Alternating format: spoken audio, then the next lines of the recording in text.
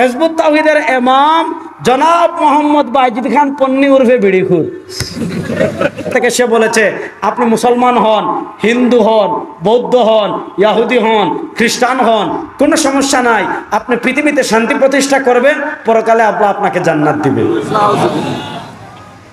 আচ্ছা বলেন, হিন্দু যত ভালো কাজ করে জান্নাতে যাবে? ইহুদি যত ভালো কাজ করে জান্নাতে যাবে? খ্রিস্টানরা যত ভালো কাজ করে জান্নাতে যাবে? ওয়ামান ইয়াবতাগি গায়রাল ইসলামি দীনান ফালা ইউকবালা মিনহু। হিজবুত তাওহীদের আকীদা কি শুনেন? একুলাঙ্গাররা কি আকীদা লালন করে? হিজবুত তাওহীদের একটা বই আছে, ইসলাম নয়, তারা ইসলাম বলে না, তারা বলে ইসলাম। তারা ইমাম বলে না, তারা বলে এমাম। ভালো করে বুঝেন, তাদের একটা বই আছে ইসলামের প্রকৃত রূপরেখা, তাদের আরেকটা বই আছে ইসলাম নয়, ইসলামের প্রকৃত রূপরেখা। এই বইয়ের 43 নম্বর থেকে 39 নম্বর পৃষ্ঠা আলোচনা করেছে। হিজবুত তাওহীদের আকীদা হলো আল্লাহর নবীর ইন্তেকালের, মনোযোগ যুবকরা ভালো করে বুঝবা, আল্লাহর নবীর ইন্তেকালের 60-70 বছর পরে 60-70 বছর পর্যন্ত পৃথিবীতে মুসলমান ছিল। আল্লাহ নবীর ইন্তেকালের 60-70 বছর পর্যন্ত মুসলমান ছিল। এরপরে সবাই কাফের হয়ে গেছে। 1400 বছরে আর কেউ মুসলমান নাই। এই 1400 বছর পরে তারা আবার মুসলমান হচ্ছে। এখন প্রশ্ন হলো, আচ্ছা ঠিক আছে, আমরা সবাই মুসলমান, তোমরা ফতোয়া দেওয়া লাগবে না, কিন্তু আপনি চিন্তা করেন, আল্লাহ নবীর 70 বছর যদি হয়, তাহলে আল্লাহ নবী সাল্লাল্লাহু আলাইহি ওয়াসাল্লাম ইন্তেকাল করেছেন 11 হিজরিতে, তাহলে 11 আর 70 81 হিজরির পরে 110 হিজরি পর্যন্ত এই 30 বছরে যত সাহাবী দুনিয়াতে জীবিত ছিলেন, হিজবুত তাওহীদের আকীদা হলো কোন সাহাবী ঈমানের উপর ছিলেন না।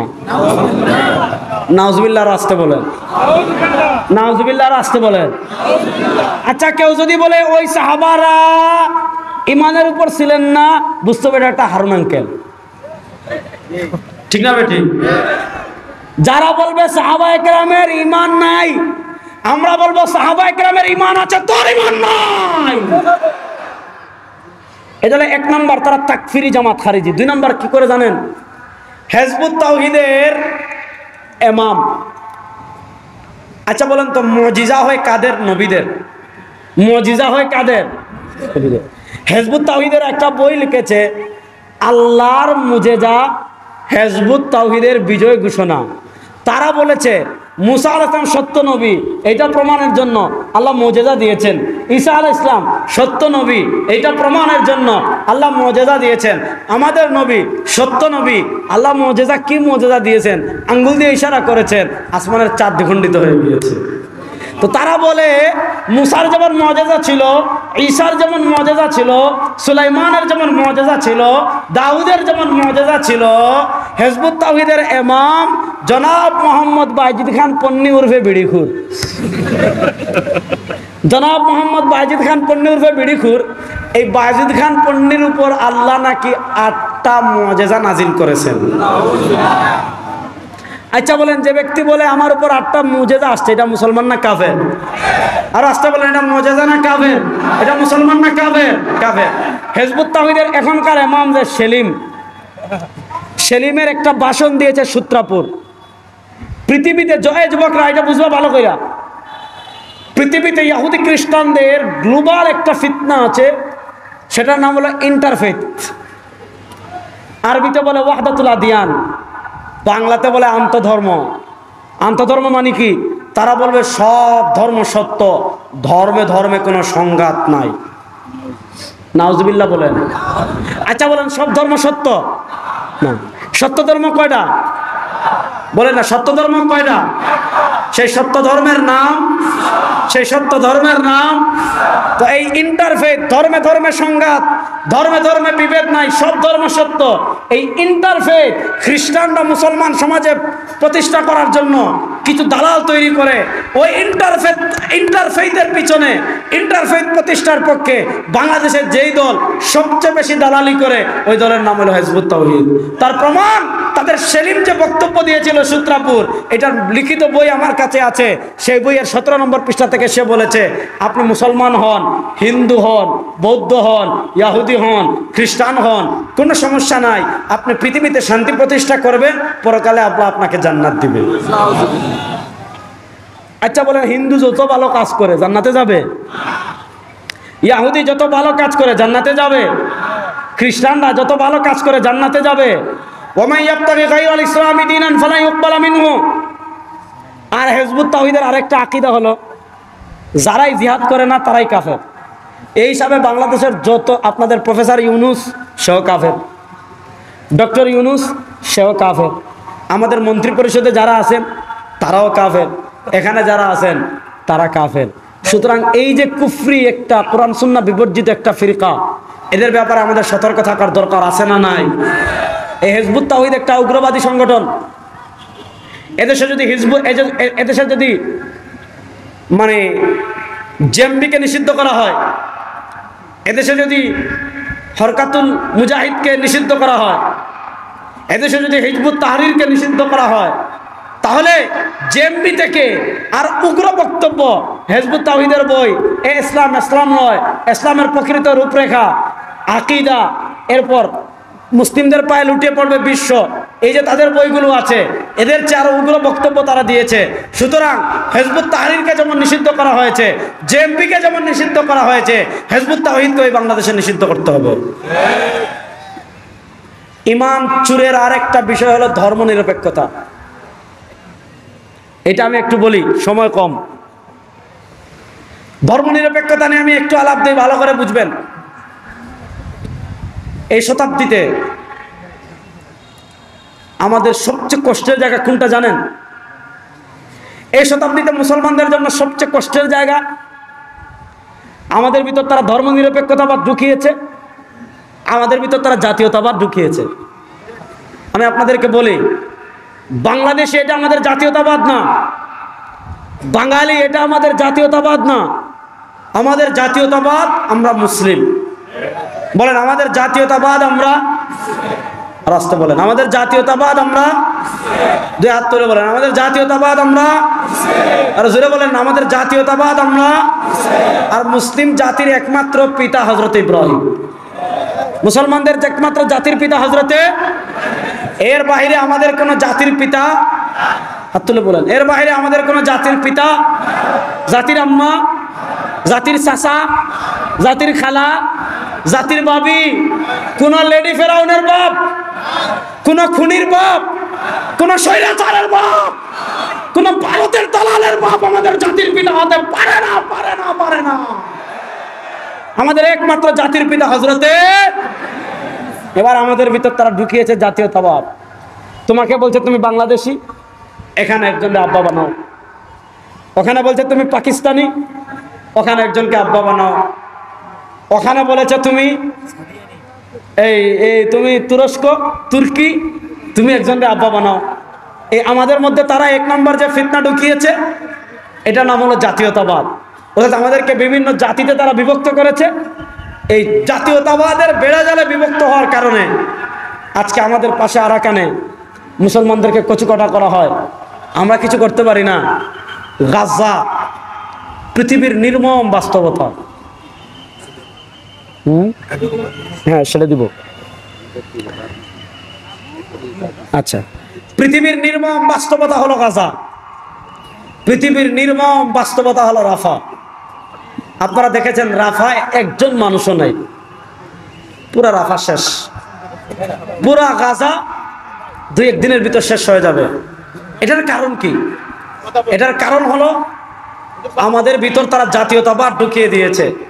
মুসলমানদের করণীয় হলো জাতীয়তাবাদের বেড়াজাল ছিন্ন করে আবার যদি আমরা এক উম্মাহ হতে পারি, আবার যদি আমরা খিলাফা প্রতিষ্ঠা করতে পারি, আমাদের দিকে হাত বাড়াবে পৃথিবীতে এমন কোনো পরাশক্তি নয়, আমার দিকে তাকাতে হবে। তাহলে আমাদের ভিতরে একটা রূপ ঢুকিয়েছে জাতীয়তাবাদ, আর আরেকটা ঢুকিয়েছে ধর্মনিরপেক্ষতাবাদ। ধর্মনিরপেক্ষতা নিয়ে লম্বা আলাপ দিব না, শুধু এতটুকু বলি, ভালো করে বুঝেন। আপনারা আমার সাথে আছেন তো? আওয়াজ দেন, আমার সাথে আছেন তো? ধর্মনিরপেক্ষতার ইংরেজি হলো সেকুলারিজম। সেকুলারিজম নিয়ে আমি ছোট্ট আলাপ দেই, এটা দিয়ে শেষ করব। আমাদের ধর্ম আর অন্যান্য ধর্মের পার্থক্যের জায়গা কোথায় একটু শুনেন। হিন্দু ধর্ম উৎসব নির্ভর, পূজা নির্ভর।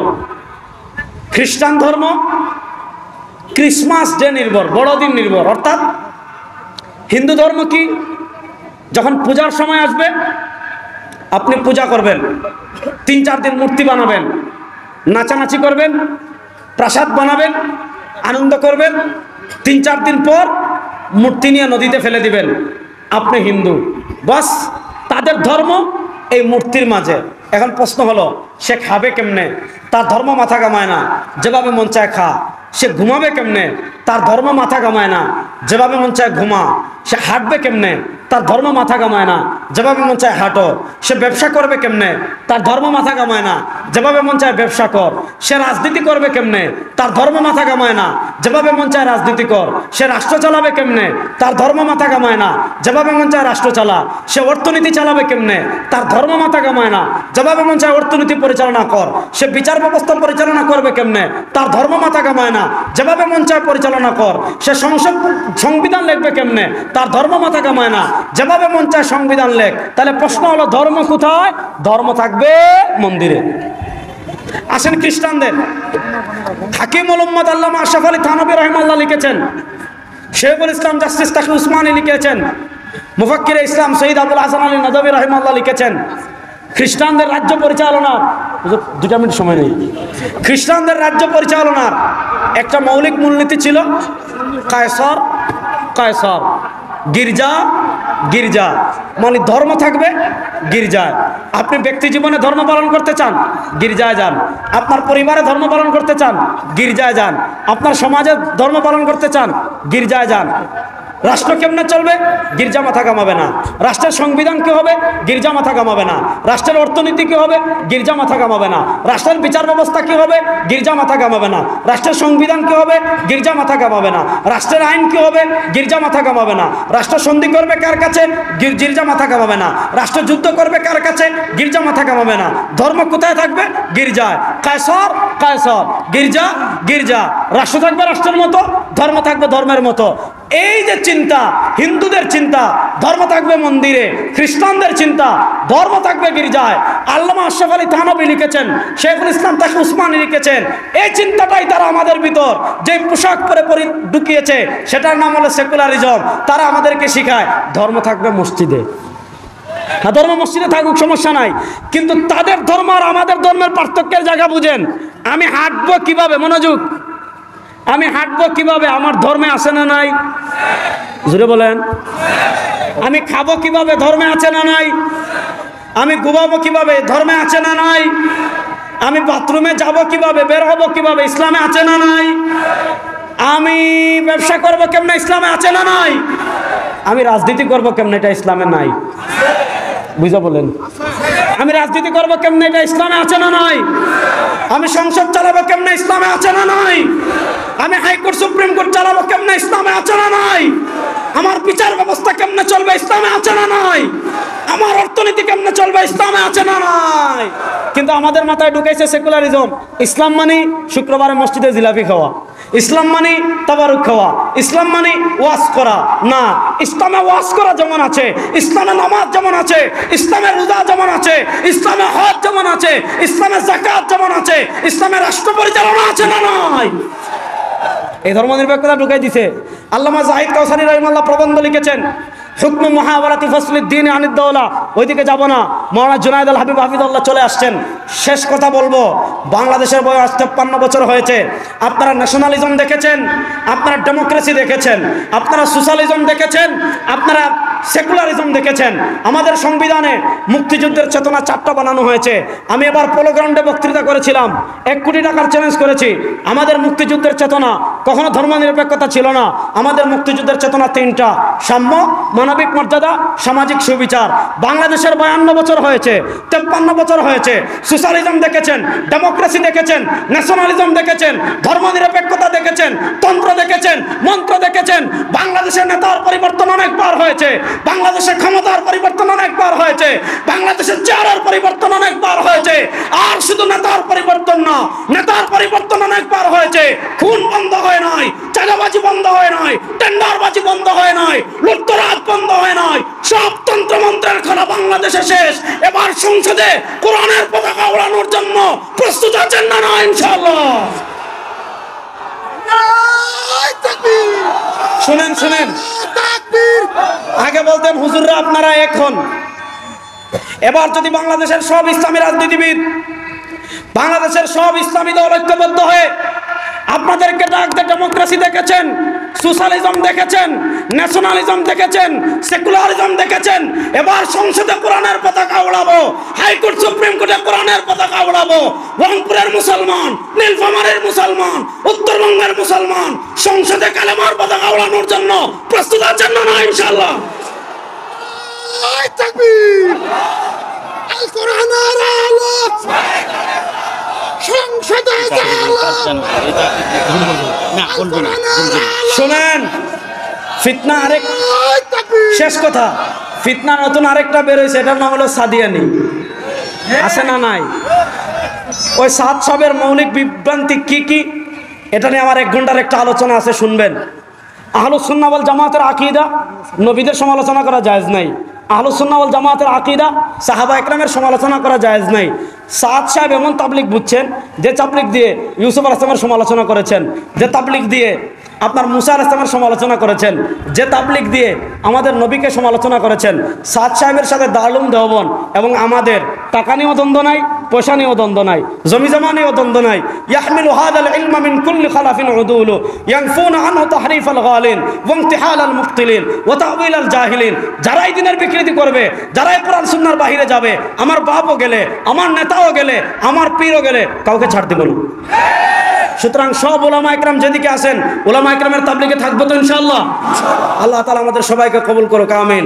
ইন আসাবতু ফামিনাল্লাহ ওয়া ইন আখতাতু ফামিন্নি ওয়া মিনাশ শাইতান। সুবহানাকাল্লাহুম্মা বিহামদিকা আশহাদু আল্লা ইলাহা ইল্লা আনতা আস্তাগফিরুকা ওয়া আতুবু ইলাইক। আসসালামু আলাইকুম ওয়া রাহমাতুল্লাহি ওয়া বারাকাতুহু।